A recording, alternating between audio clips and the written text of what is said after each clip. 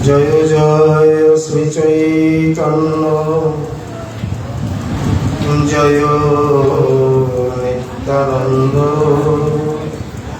জয় দ্বৈত চন্দ্র জয় গৌর ভক্তবৃন্দ ভক্ত গোষ্ঠী সহিত গৌরাঙ্গ জয় জয় শুনিলে ভাগবত কথা ভক্তি লাভ।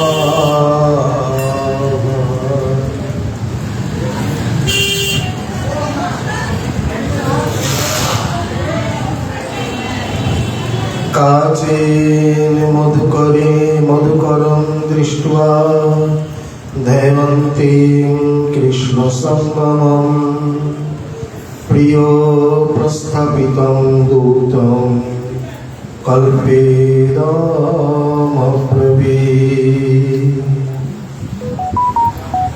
পরম কারুণিক শ্রী শ্রীল কৃষ্ণদ্বৈপায়ন বেদব্যাস তদীয় অমর মহাগ্রন্থ সর্ববেদান্ত সার শ্রী শ্রী পুরাণ চক্রবর্তী শ্রী শ্রীমদ্ ভাগবত মহাপুরাণে দশম স্কন্ধে 47তম অধ্যায়ে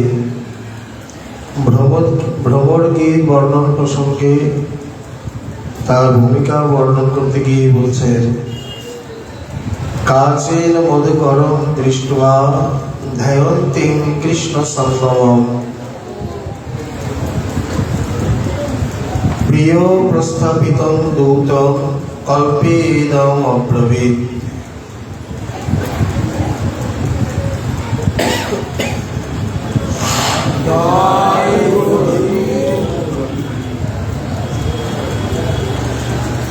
তিনি অর্থাৎ শ্রী রাধা কোন এক মধুকরকে দেখে মথুরায় শ্রীকৃষ্ণের সঙ্গে অন্য রমণীর মিলন মনে করে কৃষ্ণের প্রস্তাবিত দূত যে শ্রী উদ্ধব তার সামনে তিনি যে জল্পনা কল্পনা করে যে জল্পনা করেছিলেন তাকে বর্ণন করছেন। এই স্থানে বহু বিচিত্রতময় জল্পনা রয়েছে, যাকে আমাদের গোস্বামীগণ বলেছেন চিত্রজল্প। চিত্রজল্প শব্দটি শ্রী রূপ গোস্বামীপাদের। চিত্র বলতে বিচিত্র বা বহু ভাবনাময়, আর জল্প বলতে জল্পধাতু জল্পনে বিভিন্ন প্রকার কথা কথনে। এই প্রকার যে বহু ভাবনাময় জল্পনা তাকেই বলা হয় চিত্রজল্প। এর আবার ভেদ আছে, আমরা আসি।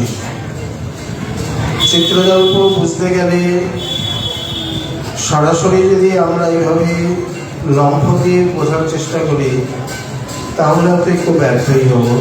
আমরা সংক্ষেপ একটু বুঝে নিই, শাস্ত্রগুলো আমাদের অধিগত হয়ে যাবে এবং যাদের এই অনুশীলন নেই তারাও ব্যাপারটা ভালো করে বুঝতে পারবে। যেমন আদৌ শ্রদ্ধা, তত সাধুসঙ্গ, ভজন ক্রিয়া, অনর্থ নিবৃত্তি, নিষ্ঠা, রুচি, আসক্তি, ভাব এবং প্রেম।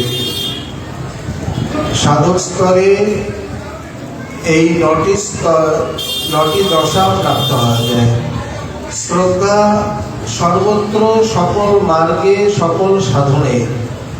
বিনা শ্রদ্ধায় বা অশ্রদ্ধায় কোনো কিছুই লাভ হয় না।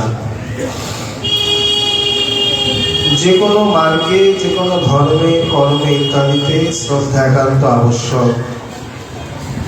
এবং শ্রী পার্থসারথীয় গীতায় বলছেন যে অশ্রদ্ধায়া হুতং দত্তং তপস্তত্তং কৃতং চ যৎ নচ তৎপ্রেত্য ন ইহ। অশ্রদ্ধা করে দান ধ্যান হবন যার যজ্ঞ পূজন অর্চন তীর্থাটন যা কিছু করা হোক, তার কোনোদিন ফল পাওয়া যায় না।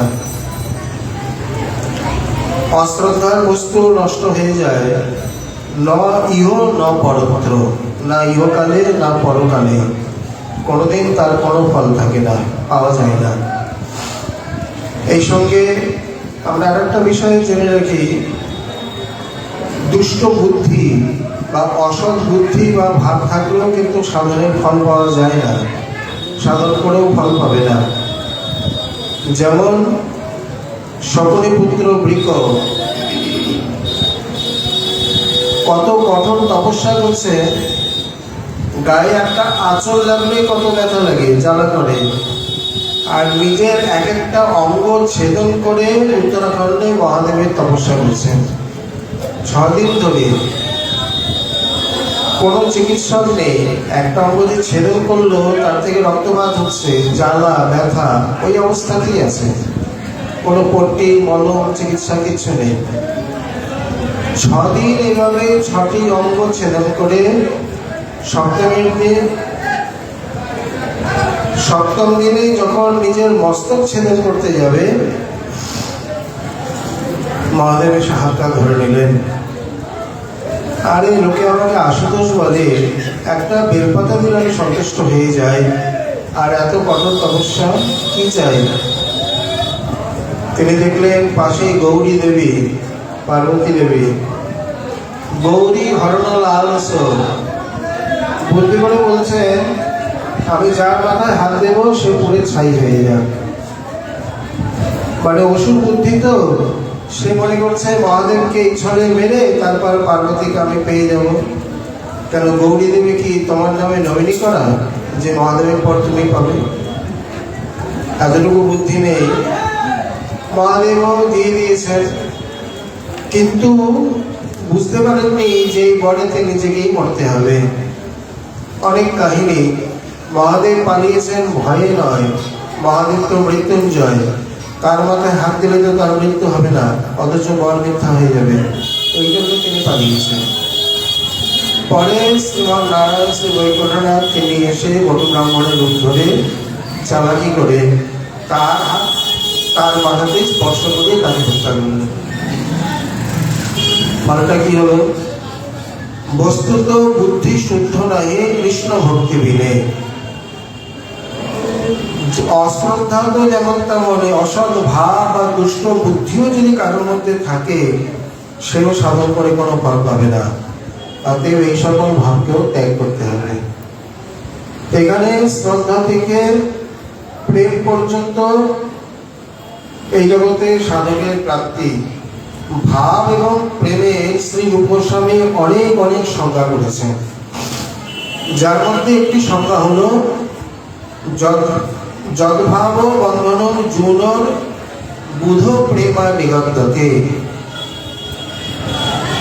যদ্ভাব বন্ধন জুনর মানে তরুণ তরুণী বা যুবক যুবতীর যে ভাব বন্ধন, বুধই প্রেমা নিগদ্ধতে। বুধ বলতে পণ্ডিত ব্যক্তিগণ তাকে প্রেম বলে থাকে। বা ধ্বংস হওয়ার একটা দুটো কারণ নয়, কোটি কোটি কারণ থাকা সত্ত্বেও যে ধ্বংস রাহিত্য, মানে যে প্রেমের মধ্যে কোনোদিন বিনাশ বা ধ্বংস হয় না, আসে না, তাকে বলা হয় যথার্থ প্রেম, যা এই জগতে নেই, ওই জগতে বস্তু। এই জগতে এই পর্যন্তই, তারপরে আরো কতগুলো স্তর হয়ে গেছে। স্নেহ, মান, প্রণয়, রাগ, অনুরাগ, ভাব, মহাভাব। তার আবার দুটি ভেদ, রূঢ়, অধিরূঢ়। অধিরূঢ়তে গিয়ে মদন এবং মাদন, বিরহে গিয়ে মোহন। এই পর্যন্ত শ্রী গোস্বামী পদের আলোচনা। সংক্ষেপে বলতে গেলে, যেমন একটু বীজ, তার থেকে রস, শর্করা বা গুড়, শর্করা, মিস্ত্রি, খণ্ডসার, মিস্ত্রি, সীতা মিস্ত্রি বা শীতৎপর। ইক্ষু জয়ছে ক্রমে শ্রেষ্ঠ ক্রমে বাড়ে স্বাদ। তবে এখানে এই দৃষ্টান্তের মধ্যে একটা অপেক্ষা রয়েছে, যেমন আখের বীজ যদি আখ হয় তাহলে বীজকে পাওয়া যায় না, আখ থেকে যদি রস হয় তাহলে আখকে পাওয়া যায় না, রস থেকে গুড় হলে রসকে পাওয়া যায় না। তাহলে যখন এই শ্রদ্ধা থেকে সাধু সঙ্গ হলো, তাহলে শ্রদ্ধা কি অন্তর্ধান? শ্রদ্ধা থাকবে না। বা সাধু সঙ্গ থেকে ভজন ক্রিয়ায় গেল, তখন সাধু সঙ্গ লুপ্ত হয়ে যাবে? বলে না। ক্রমোৎকর্ষতা বুঝাতে গিয়ে এই দৃষ্টান্ত। কারণ শ্রীপ্রভু ভগবত সন্দর্ভে পরিষ্কার করেছেন, দৃষ্টান্ত সর্বাংশে কখনোই গ্রাহ্য নয়, যতটুকু প্রয়োজন ততটুকু। তেমনি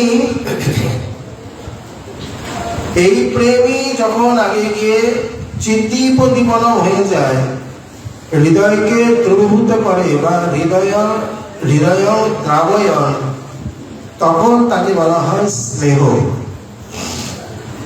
স্নেহ বলতে কি? স্নেহ তো সংস্কৃত শব্দ, চলতি ভাষায় আমরা যাকে চর্বি বা ফ্যাট ইত্যাদি বলি, তৈল জাতীয়। তার মানে তেলের মধ্যে যতটা স্নেহ আছে, তেলের মধ্যেও অল্প কিছু চর্বি আছে, নেই তা নয়। এটা গরমের দিনে বোঝা যাবে না। তেলকে যেমন রিফাইন্ডটা তো বোঝা যায় না, সূর্যমুখী বা সর্ষের তেল, নারকেল তেল, শীতের দিন আপনি যখন কড়াইতে দেবেন, খুব ভালো করে লক্ষ্য করবেন, ওপরে একটা সাদা আস্তরণ থাকে। গরম হওয়ার সঙ্গে সঙ্গে তেলটা স্বচ্ছ পরিষ্কার হয়ে যায়, তার মানে স্নেহটা গলে যাবে। অল্প পরিমাণ হলেও থাকে। বিশেষ করে ঘৃত আদিতে গিয়ে বা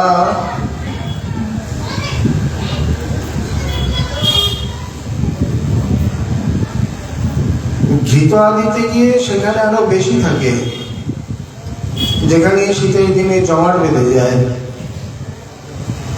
মাখন, ঘি ইত্যাদির মধ্যে স্নেহ প্রচুর পরিমাণে, এই জন্য এগুলো প্রচুর পরিমাণে তৈলাক্ত। সহসা ধুলে হাত যায় না, মানে হাত ধুলে সহসা এগুলো যায় না। হাতে একটু খাড় বা ছাই মাটি কিছু দিতে হয়, তবে গিয়ে পরিষ্কার হয়। তার মানে অতিরিক্ত স্নেহ। এই প্রকার প্রেমের পরেও স্নেহতে যাদের হৃদয়টা দ্রবীভূত হয়ে যায় বা অতিরিক্ত অতিশয় দ্রবীভূত চিত্ত, তখন তাকে বলা হয় স্নেহ। প্রকৃতপক্ষে এই স্নেহ জন্মে গেলে শাস্ত্রযুক্তি নাহি মানে রাগানুগার রীতি, তখন তার অন্তরাত্মা তার প্রিয় প্রেষ্ঠের জন্য অন্তর থেকে যে প্রকার প্রেরণা পান, সেইভাবেই তার সেবা করেন। তিনি তখন অত শাস্ত্রযুক্তি নিয়ে আর চলতে পারেন না, তার দ্বারা সম্ভবপর হয় না। এটি স্নেহের লক্ষণ। এই স্নেহেতে গিয়ে তখন একটি দুটি ইন্দ্রিয়তে আর তৃপ্তি লাভ হয় না, লক্ষ কোটি কোটি ইন্দ্রিয় তখন তিনি কামনা করেন। স্নেহ দূরে থাক, যেমন স্ত্রী পৃথু মহারাজ, তিনি যদি 10,000 কান চাইতে পারে, তো সেখানে আরো কতজন রয়েছে? ব্রজগোপীর ভাব কোথায়? কোটি আঁকি নাহি দিল, সবই দিল দুই, তাহাতে নিমেষ কৃষ্ণ কি দেখিব মই। আর অপ্রাণীষু জন্ম লালসা, তখন যারা অপ্রাণী জগতে, সেই অপ্রাণীতে জন্ম লালসা জন্মায়। আমি যদি স্বর্ণলতিকা হতে পারতাম, আমি যদি গিরিরাজের একটা পাথর হতাম, কখনো তো এসে আমার উপর তিনি দাঁড়াতেন। শ্রীবাস পণ্ডিত মহাপ্রভুকে বলছেন, প্রভু আমার শরীরে এতগুলো রং দিয়ে কি কাজ? বলে, কেন, কি হয়েছে? বলে, এতগুলো রং না দিয়ে যদি আপনি এতগুলো নেত্র দিতেন, তাহলে আমি প্রাণ ভরে আপনার উপমাধুরী প্রাণ করতাম। কেউ 10,000 কান চাইছে, কেউ কোটি আঁখি চাইছে, কেউ বা এই প্রকার লক্ষ লক্ষ অগণিত নেত্র চাইছে। আপনি জগতে কোনো কবির ভাষায় নায়ক নায়িকা যতই অনুরাগিনী হোক, এই ধরনের উপমা, এই ধরনের ভাষা ভাব কোথাও পাবেন না। এটি একমাত্র চিৎ জগতেই বা অপ্রাকৃত কাব্যেতেই গোস্বামী মানের অনবদ্য অবদান। এর দ্বারা বুঝে নিতে হয় তাদের লালসাটি কোন স্তরের। এটি হলো স্নেহ। বা যখন ভগবান রাম উচ্চারণ করছে, তুণ্ডে তাণ্ডবেনী রতেঙ্গৃতনতি তুণ্ডা বলে লব্ধায়ে কর্ণ ক্রোড় করম মিনি ঘটাতে কর্ণার বুধে বস্তিয়াম, चेतो प्रांगण संगिनी विजयते सर्वेन्द्रियाणां कृते नो जाने जनिता कियद्भिरमृतै कृष्णेति वर्णद्वयी मुखे लইতে কৃষ্ণ নাম নাচে তুণ্ড অবিরাম অনেক তুণ্ডেরও বাচ্চা হয় নাম শোভা ধুরি পিয়া ধরিবারে নারে হিয়া আরতি মারায় অতিশয় আরতি মানে আসক্তি বা আরতি না জানি কতিক মধু শ্যাম নামে আছে গো মোর বদন ছাড়িতে নাই পারে বলে বিশ্বনাথ তো আরো কতজন উচ্চারণ করে পূর্ণবাসী দেবী বলছেন দেখ নান্দিমুখী বড় বড় যোগীশ্বর জ্ঞানেশ্বর পর্যন্ত কোটি কোটি যুগ সাধন করে শ্রীকৃষ্ণ এই প্রকার মনোভাব উৎপন্ন করতে পারে না আর এই বালা এই অবস্থায় এই বয়সেই তার এমন মনোভাব যে সে কৃষ্ণকে ভুলতে পারে না পার্থক্য এইখানেই বাস্তবে তাদের সঙ্গে তো এই জগতেই কারো দৃষ্টান্ত চলে না তবুও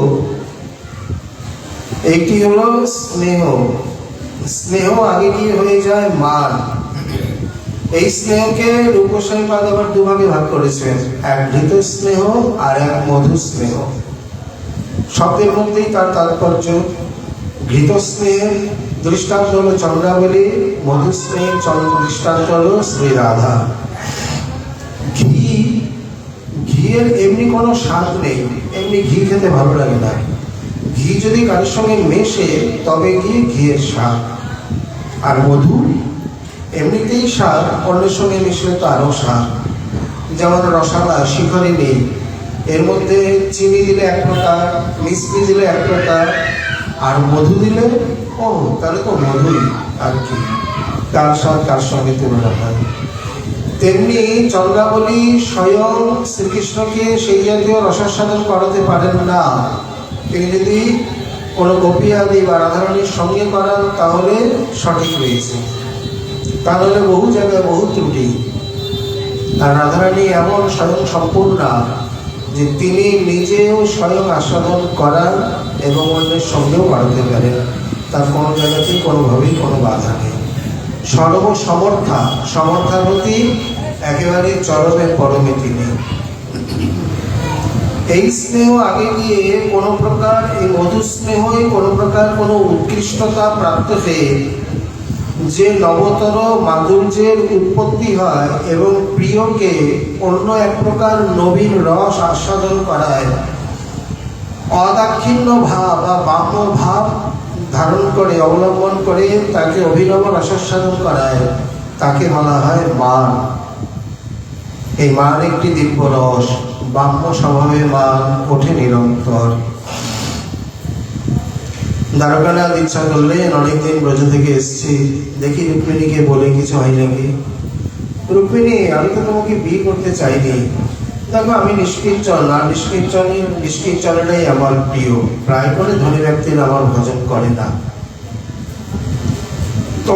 তুমি আমাকে চিঠি লিখেছিলে তাই তোমাকে বিয়ে করেছে তা তোমার শরীরে এখনো যথেষ্ট রূপ যৌবন আছে আর আমারই ভাই শিশুপাল তোমাকে বিয়ে করতে ইচ্ছুক ছিল তোমার যদি ইচ্ছা হয় তাহলে তুমি আর একবার ছাদনাতলায় বসতে পারো আমার কোনো আপত্তি নেই কারণ আমার তো কোনো অভাবও নেই মানে বক্তব্যটা যেন সেই রকম রুক্মিণী বা বিজন করছিলেন হঠাৎ করে কলাপাতার মধ্যে কাঁপতে কাঁপতে পড়ে গেলেন মূর্ছিতই হলেন তিনি ভাবলেন ও অরসিকেশু রসস্ব নিবেদনও হয়ে গেল হবে না কেন কখন বলেছে যখন রুক্মিণী কেবল মা তা নয় রুক্মিণী যখন ঠাকুমা হয়ে গেছে তখন বলছে এই কথা বললে তো এরকম হবেই আবার গায়ে মুখে জলের ছিটা দিয়ে গায়ে হাত বুলিয়ে বলছেন ও রুক্মিণী অহম জানে ত্বং মত পরায়ণাম তুমি আমার পরায়ণ আমি জানি কেবল গৃহমেদীরা এই প্রকার রসাস্বাদন করে তাই আমি তোমাকে বললাম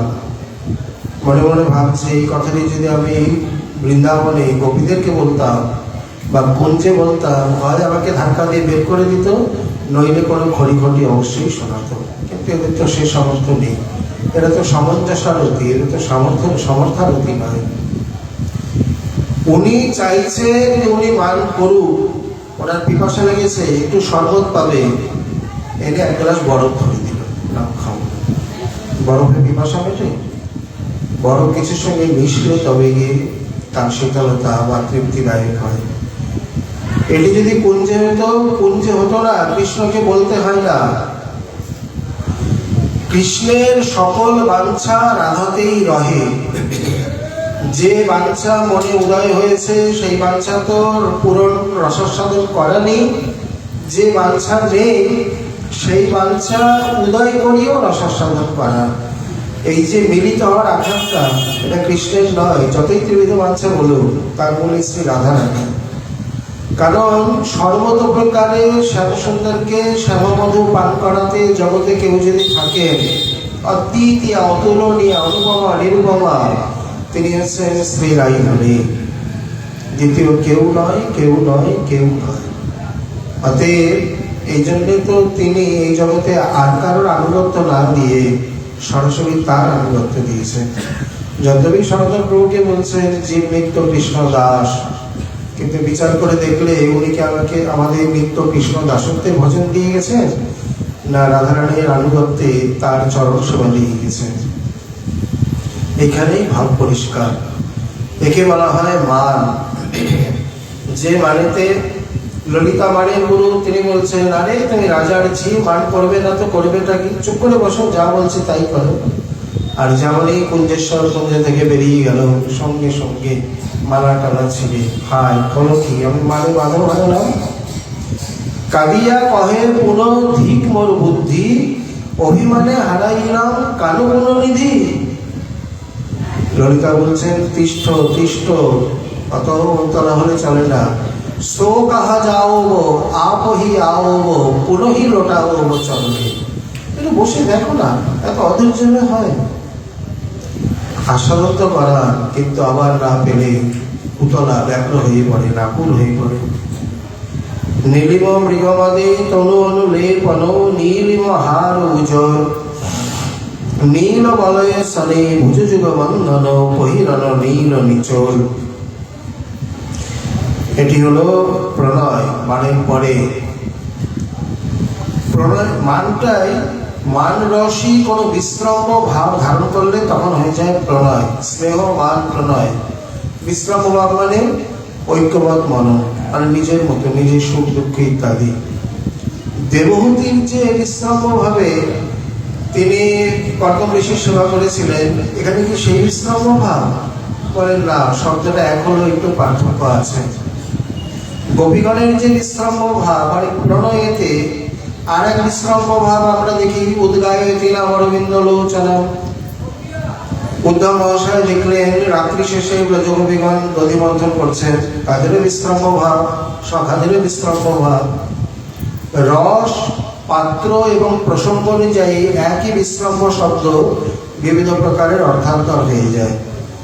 এখানে মানিনী বা গোপীগণের যে বিশ্রাম ভাব, সেখানে শ্রীকৃষ্ণের সঙ্গে একেবারে একতা, ঐক্য হয়ে যাওয়া। নীলিম মৃগমদে তনু অনুলেপন, কেন অন্য কিছু দিয়ে হয় না? বলে না, তিনি নীলমণি, এই জন্যই নীলিম মৃগমদে নিয়ে। মৃগমদ মানে কস্তুরী ঠিক নীল হয় না, একটু নস্যি বর্ণের হয়, তার মধ্যে নীল রং মেশা। নীলিম মৃগমদ কালো নয়। নীলিম হার উজ্জ্বল, বলে অনেক ধরনের আজকে কোন মালা পড়বে, বলে নীল মালা নিয়ে, নীলমণির হার নিয়ে। নীল বলয়ে সনে ভুজ যুগ বন্ধন, বহিরন নীল নিচল। আপাদমস্তক শুধু নীল, বলে হ্যাঁ, আজ তার ভাবনায় অস্থির হয়ে পড়েছি।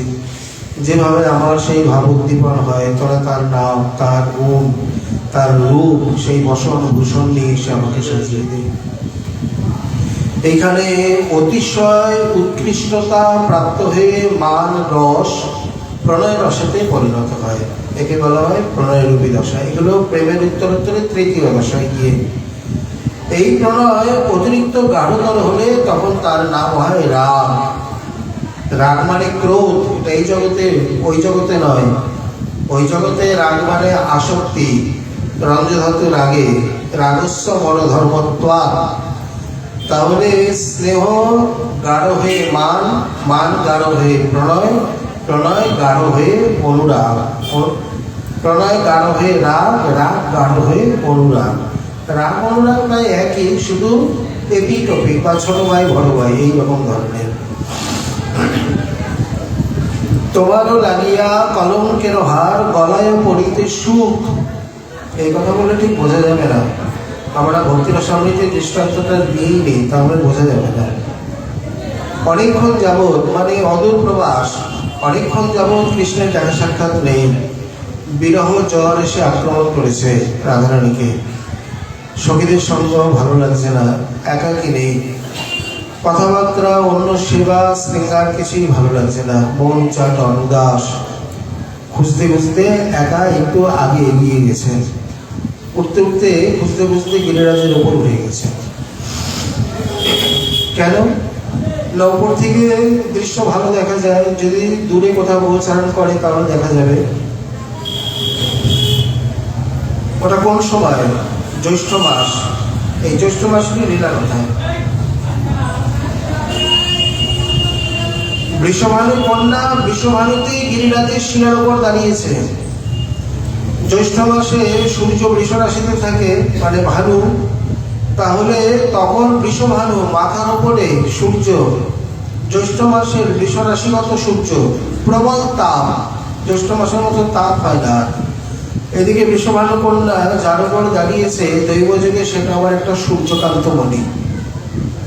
সূর্যকান্ত মণি মানে যতই জ্যৈষ্ঠ মাসের তাপ হোক, খড়ের ঘর বা এমনি কাগজ ইত্যাদি শুকনো বস্তুতে আগুন লাগে না, গরম হয়ে থাকে। যখন এখন যেমন কাপড়টা হাত দিলে বিছানা টিছানা যায়, গরম আগুন, কিন্তু পুড়ে যায় না, উত্তপ্ত। সূর্যকান্ত মনের ভিতর দিয়ে যদি সূর্য কিরণ এসে পড়ে, সঙ্গে সঙ্গে আগুন ধরিয়ে দেবে, এতটাই তীব্র হয়ে যায়। সূর্যকান্ত যা, সেই তো হচ্ছে সূর্যকান্ত মণি।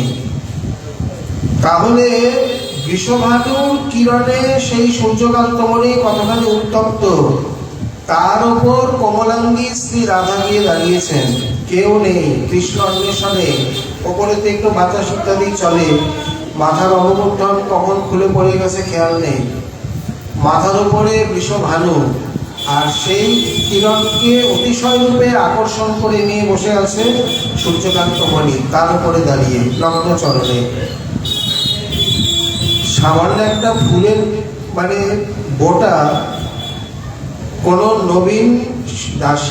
নবীনা দাসী কুঞ্জ রচনা করতে গিয়ে ফুলের একটা বোটা অসাবধানবশত সজ্জায় রয়ে গিয়েছিল। পরের দিন যখন রূপমঞ্জরি তাকে স্নান করাতে যাচ্ছে, দেখছেন পিঠের মধ্যে সেই বোটার পুরো দাগ লাল দফদকে হয়ে একটা ক্ষত চিহ্ন হয়ে গেছে। ক্ষত মানে অন্য কিছু নয়, মানে জায়গাটা গর্তের মতো হয়ে গেছে, পুরো বোটার দাগটা, বোটার আকৃতিতে। তাড়াতাড়ি ডেকে বেড়ালেন। সে ভাবছেন না যদি আমাকে কোনো পারিতোষিক দেয় কিছু। বলছে গতকাল সজ্জালোচনা কি করেছে?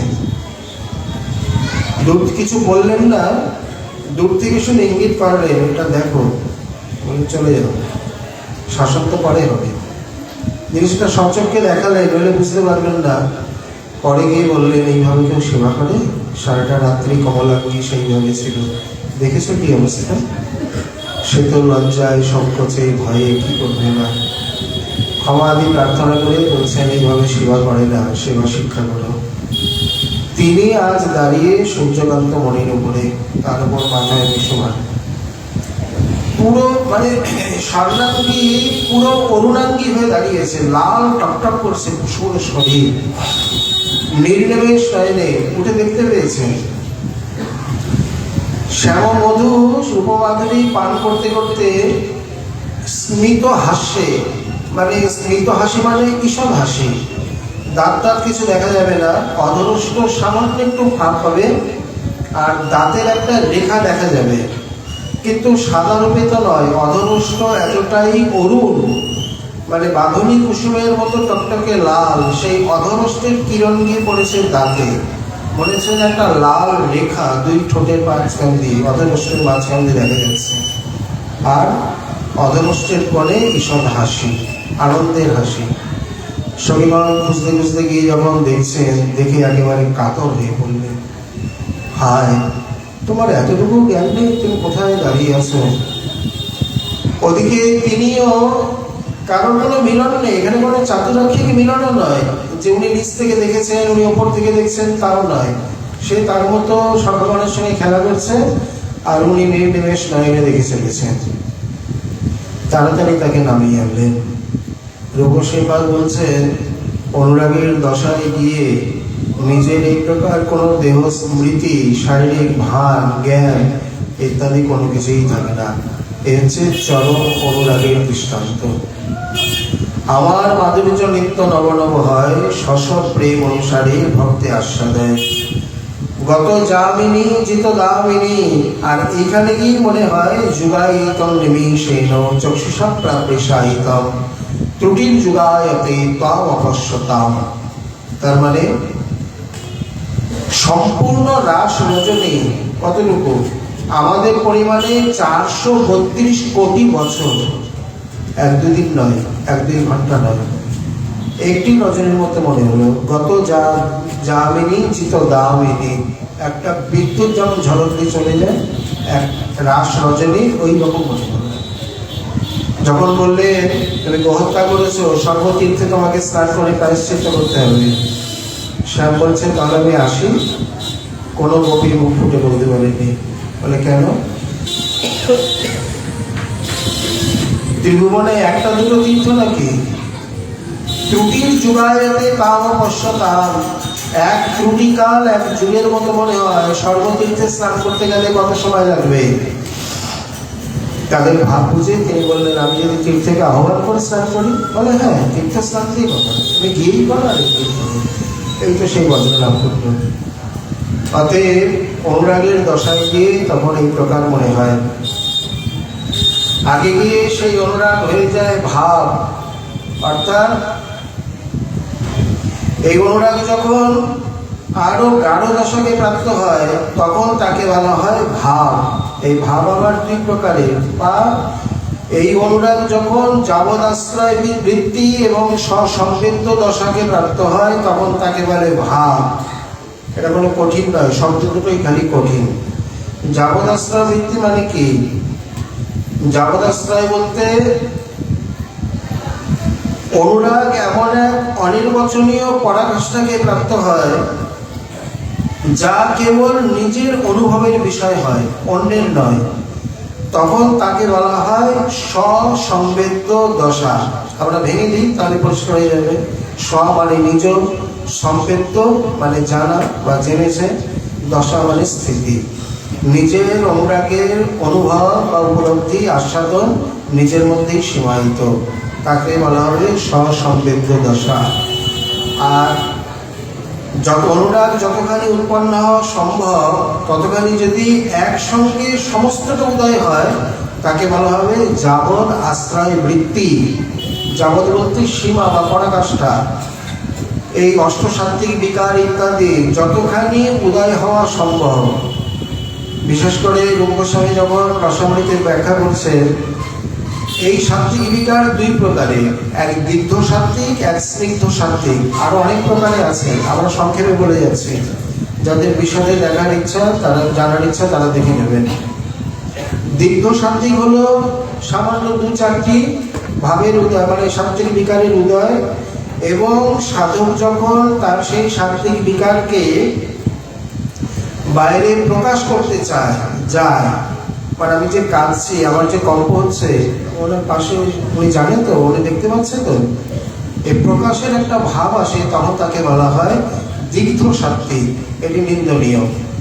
আর স্নিগ্ধ সাত্ত্বিকে একসঙ্গে দু তিনটি বিকার যখন উৎপন্ন হয়, অস্ত্র, কম্প, পুলক ইত্যাদি, এবং তিনি সযত্নে তাকে গোপন করার চেষ্টা করে, যেটি আমাদের ব্রজে দেখা যায়।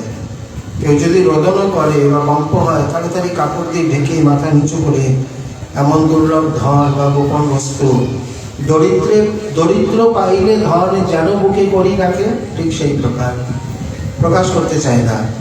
ব্রজের বাইরে অনেক সাধারণ কি দেখা যায়, একেবারে হাত পা ছুঁড়ে করতাল করতাল ফেলে অন্যের গায়ে লাথি মেরে মনের না জানে কত বড় ভাবুক, কত বড় প্রেমিক।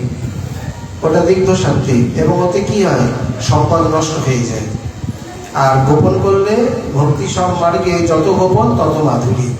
কর্পূর, আপনি যত ঢেকে রাখবেন ততদিন থাকবে, মুখ খুলে রাখবেন ধীরে ধীরে বাতাসে মিলিয়ে যাবে, এরপর দেন কৌটো খালি কিছুই নেই। তেমনি এ তো গেলে এক প্রকারের দিগ্ধ এবং স্নিগ্ধ। এর মধ্যে আবার রয়েছে দীপ্ত, উদ্দীপ্ত, সুদীপ্ত। দীপ্ত বলতে চার পাঁচটি যখন একসঙ্গে বিকার উৎপন্ন হয় তাকে বলে দীপ্ত। যখন ছ সাতটি একসঙ্গে হয় তখন বলা হয় উদ্দীপ্ত। আর যখন আটটি বিকার একসঙ্গে উৎপন্ন হয় এবং অন্যের থেকে অসাধারণ তখন হয় সুদীপ্ত। সুদীপ্ত সন্ধি করে সুদীপ্ত। যেমন শ্রীমান মহাপ্রভু শ্রী রাধারানীতে এবং তার ভাবকান্তি শ্যামচাঁদ গ্রহণ করেছে বলে তাতে জলযন্ত্র ধারার মতো দুই নেত্রে জলযন্ত্র ধারা হয়ে পিচকারিনী জল, আশেপাশের বৈষ্ণব ভক্ত সব ভিজিল সকল। একে একে দন্তের কম্প দেখি মনে লাগে ভয়, কবু অঙ্গ ক্ষীণ। কবু এই প্রকার অঙ্গ একেবারে মানে সাদা ফুলের মতো সাদা হয়ে যাচ্ছে, মনে যেন রক্তহীন সব দেহ। কখনো এই প্রকার আবার এমন অরুণ বর্ণ, রক্তবে রক্তোদ্গম দন্ত সব হালে, ঘনে অঙ্গ ক্ষীণ হয় ঘনে অঙ্গ ফুলে। যজগব যজগব গদগদ বচন। জগন্নাথ শব্দটাও উল্লেখ মানে উচ্চারণ করতে পারছেন না। এখানে গিয়ে আমাদের তো এমনি পুলক হয়, আর মহাপ্রভু যখন পুলক হচ্ছে মনে হচ্ছে যেন শিমুলের কাঁটা। শিমুলের কাঁটা দেখেছেন?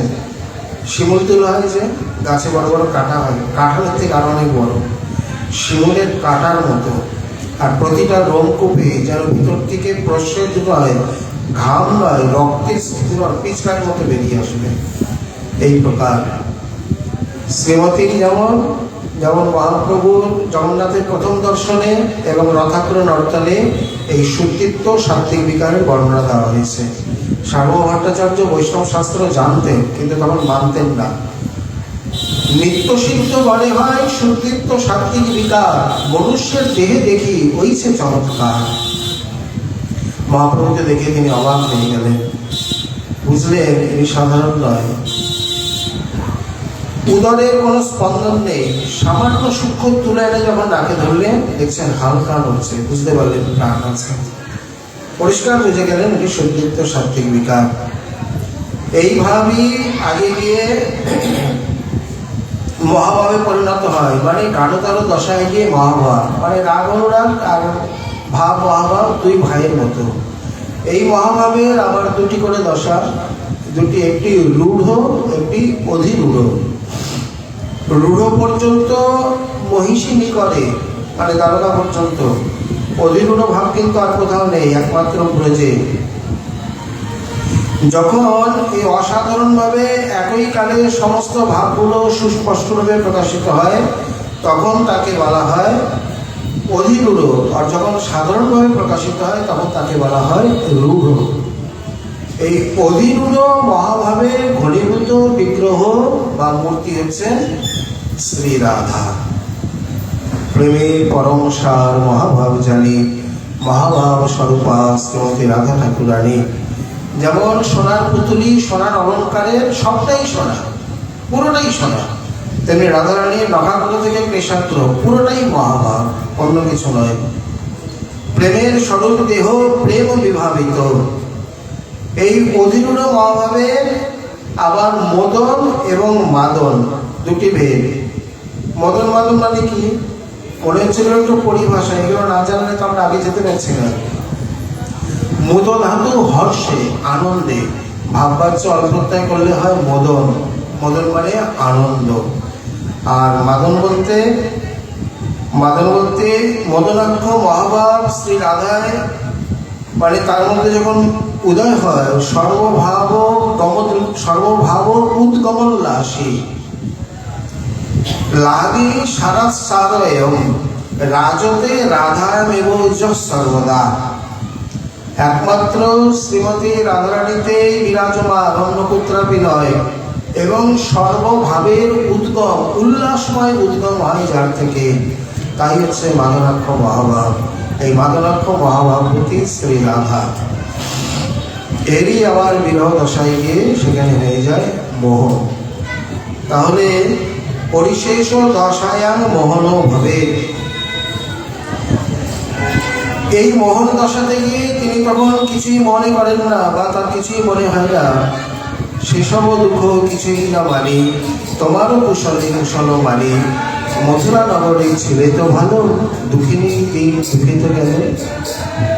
এইখানে গিয়ে নিজের দিকে বিন্দুমাত্র কোনো দৃষ্টি আকর্ষণ বা আবেশ আসক্তি কিছু নেই, কেবল নিজের প্রিয়তমের দিকে। এই মোহনে গিয়ে সেইখানেরই দিব্যমান দশা। তাহলে আমরা কত দূর থেকে যাত্রা শুরু করেছি? শ্রদ্ধা, সাধুসঙ্গ, ভজন ক্রিয়া, অনর্থ নিবৃত্তি, নিষ্ঠা, রুচি, আসক্তি, ভাব, প্রেম, এই 9টি দশায় গিয়ে একটা বিশ্রাম, একটা পাড়া। একটু বিশ্রাম নিয়ে তারপরে আবার কারণের পরে আবার গোপীগর্ভে জন্মাদি নিয়ে আবার স্নেহ, মান, প্রণয়, রাগ, অনুরাগ, ভাব, মহাভাব। মহাভাবের আবার 2টি ভেদ, রূঢ়, অধিরূঢ়।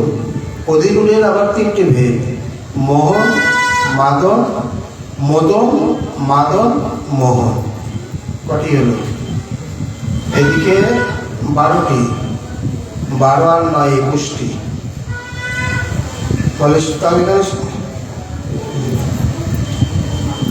তাহলে 21 শেষ? বলে না না আরো আছে। বলে আর কত ভাগ করবেন? ভাগ তো রূপ গোস্বামী করে গেছেন, দেশে আর কেউ করতে পারেনি, পারবেও না। এই মোহনে গিয়ে দিব্যন্মাদ না বুঝলে আমরা চিত্তজল্প বুঝবো কি করে? দিব্যন্মাদেরই ভেদ। দিব্যন্মাদের আবার 2টি দশা, উদ্ঘূর্ণা, চিত্তজল্প। তাহলে আগে দিব্যন্মাদ কাকে বলে বুঝে নিই, তারপর তার ভেদ বুঝবো। দিব্যন্মাদ হচ্ছে এতস্য মোহনাকর্ষ গতিম কাম বৈষ ভ্রমাভা কাপি বৈচিত্রী দিব্যন্মাদ ইতিরিজতে।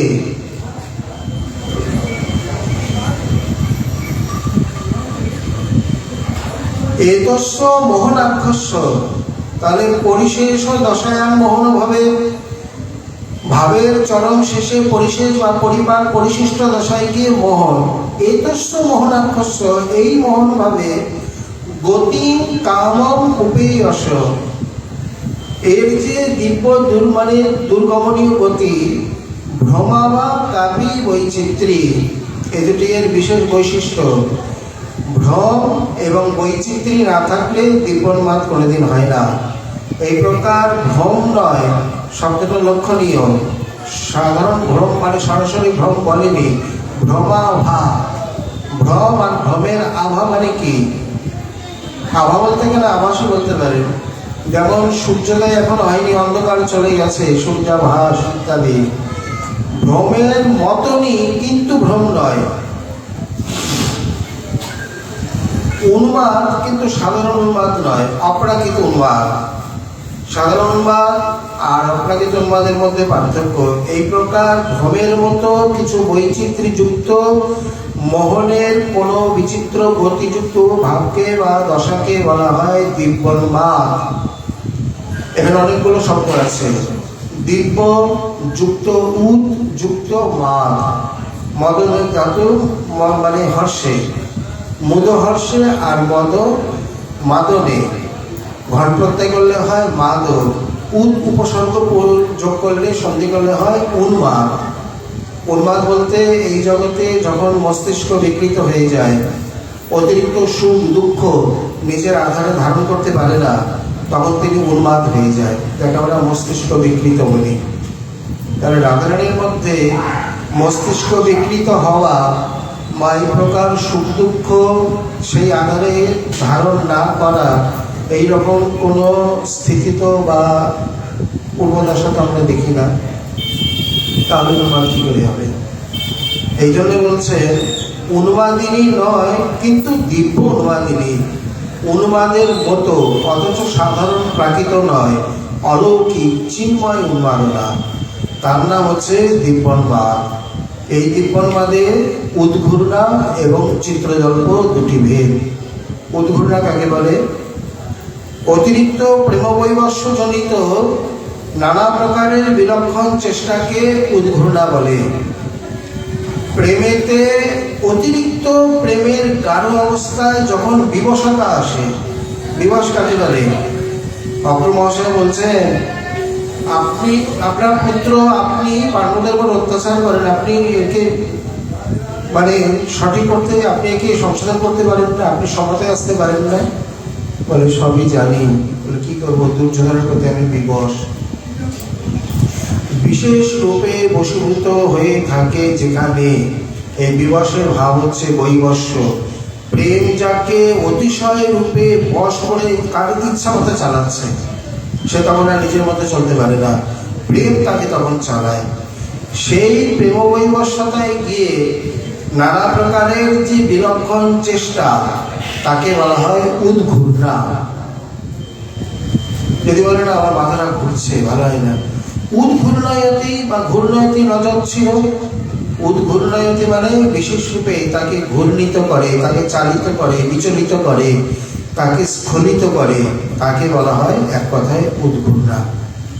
এই উদ্ঘূর্ণায় যেমন কৃষ্ণ বৃন্দাবনে নেই জানেন, তথাপি কৃষ্ণের অনুপস্থিতি জ্ঞান থাকা সত্ত্বেও প্রেমের বৈবস্যে বা আবেশতায় তিনি সখীগণের সঙ্গে কখনো কুঞ্জ সাজাচ্ছেন, বাসক সজ্জিকায় নাগর আস্তানা দেখে খণ্ডিতা হয়ে তমালকে, আকাশের নীল মেঘকে দেখে তর্জন গর্জন করছেন কৃষ্ণ জ্ঞানে।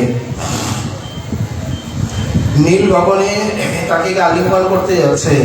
এই সকল চেষ্টা বা কার্য হলো, এগুলি হলো উদ্ঘূর্ণা কার্য বা লক্ষণ। এগুলো দেখে বুঝতে হবে তখন তিনি উদ্ঘূর্ণা দশায় নিয়েছেন। আর চিত্রজল্প, চিত্রজল্প হলো প্রিয়তমের কোনো সুহৃদের সঙ্গে সাক্ষাৎ হলে অন্তরে গূঢ় রোষবশত যে বহু ভাবনাময় জল্পনা, তাকে বলা হবে চিত্রজল্প। তাহলে উদ্ধব মহাশয় তার প্রিয়ের সুহৃদ, উদ্ধব তো কৃষ্ণের একসঙ্গে সমস্ত কিছু, তার সঙ্গে সাক্ষাৎ হলে, আজ তার সঙ্গে তো তার সাক্ষাৎ হয়েছে, কিন্তু সেই সাক্ষাতের সময়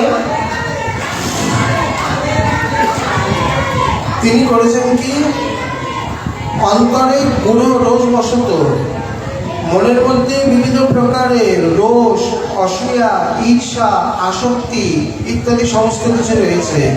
তার থেকে মুক্তিত যে বহু ভাবনাময় জল্পনা, 10টা শ্লোক উচ্চারণ করেছেন, একটার সঙ্গে আরেকটা কারণ কোনো মিল নেই, পাগলের মতো বলে গেছেন।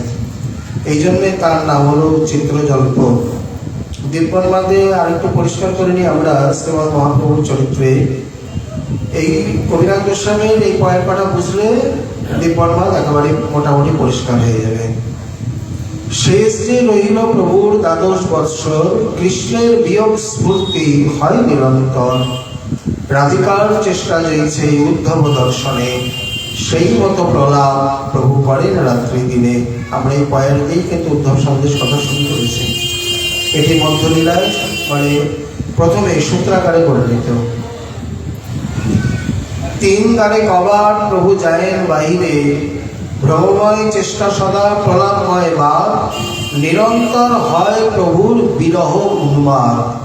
এই শব্দটা ভ্রমময় চেষ্টা সদা প্রলাপময় বাদ, বাদ মানে কথা, নিরন্তর হয় প্রভুর বিরহ উন্মাদ। যত চেষ্টা দিই সব ভ্রমময়। কিরকম ভ্রমময়? 3 দ্বারে কবার প্রভু যায়েন বাহিরে, কবু সিংহ দ্বারে পরে, কবু সিংহ মিলে। গম্ভীরা ভিতরে রাত্রে নাহি নিদ্রালভ, ভিত্তে শির মুখ ঘষে ক্ষত হয় সব। এগুলো প্রলয়ময় বাদের দৃষ্টান্ত। আর চটক পর্বত দেখি গোবর্ধন ভ্রমে, এই যে ভ্রমময় চেষ্টা। ধারিয়া চলে করে প্রভু করিয়ার তনাদে, উপবন উদ্যানে দেখি বৃন্দাবন জ্ঞান, এখানে বৃন্দাবন নয়, বৃন্দাবনের ভ্রম। তাহা যাই করে প্রভু নর্তন কীর্তন। 4টি পয়া, 2টি পয়ারে ভ্রম, 2টি পয়ারে ভ্রম মানে প্রলাপময় বাদ। এই দিয়ে দিব্যবাদ বুঝিয়ে দিয়েছেন। গম্ভীরা ভিতরে রাত্রে নাহি নিদ্রালভ, এখানে প্রলাপময় বাদে একজন সজ্ঞানী ব্যক্তির চিত্তে কতটা জ্বালা হলে সে কি দেওয়ালে নাক মুখ ঘষে এই প্রকার খন্দন রক্তাক্ত করতে পারে। আর চটক পর্বত গোবর্ধন নয়, তথাপি গোবর্ধন মনে করে তিনি চলে যাচ্ছেন। কাপি ভ্রমাভা, এই যে ভ্রম ঠিক নয় উনি জানেন, কিন্তু এখানে একটা ভ্রমের মতো, ভ্রমের আভাস। উপবন বৃন্দাবন নয়। এখন যেমন পুরীতে হোটেলে জঙ্গল, তখন তো এই প্রকার ছিল না। পুরীতে অনেক বাগ বাগিচা বাগান ছিল, যাকে উড়িয়া ভাষা বলা হয় টোটা। টোটা মানে বাগান, যেমন আই টোটা ইত্যাদি, বা যে ক্ষীরচরা গোপীনাথ, যে টোটা গোপীনাথ। টোটা বলতে বাগান, মানে গম্ভীরা থেকে সরাসরি সাগর দেখা যেত। এইরকম একদিকে শরৎ দামোদরের ভজন কুটির, একদিকে সিদ্ধবকুল, একদিকে মহাপ্রভু, এদিকে জগন্নাথ, এদিকে সাগর, এমন মধ্যস্থলে এগুলো অবস্থিত। তখনকার দিনে পরিষ্কার উন্মুক্ত অবস্থায়, ওদিকে চটক পর্বত দেখা যাচ্ছে, এদিকে সাগর, এদিকে উদ্যান। বিশেষ করে জ্যোৎস্নাবতী রাত্রিতে প্রভু আর স্থির থাকতে পারতেন না। পর্বতরাজি ইত্যাদি দেখে মনে করতেন যে গোবর্ধন, আর উপবন উদ্যান ইত্যাদি দেখে মনে করতেন বৃন্দাবন। ধীরে ধীরে মহাপ্রভুর সঙ্গে তার সঙ্গীগণ পারতেন না।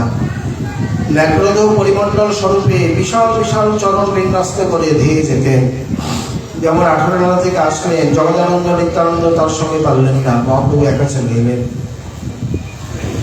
এইখানে কাপি ভ্রমাভা বৈচিত্র্যী, বৈচিত্র্যের তো কোনো শেষই নেই। বিবিধ প্রকার বৈচিত্র্যে ভরা, বিশেষ করে গম্ভীরা লীলা। এই প্রকার যে উন্মাদনায় এই প্রকার ভ্রমের আভাস থাকবে এবং বৈচিত্র্যময় জল্পনা থাকবে, তাকে বুধ পণ্ডিতগণ চিত্রজল্প বলেছেন। যে চিত্রজল্পের প্রথম শ্লোক হল মধুবকিত বন্ধ। শ্রীমান মহাপ্রভুর কৃপা হলে আবার আমরা আগামীকাল আস্বাদনে আশা রাখি। আজকে আমাদের শ্রী শ্রী উদ্ধব সন্দেশ কথা এখানে নিতাই গৌর হরি।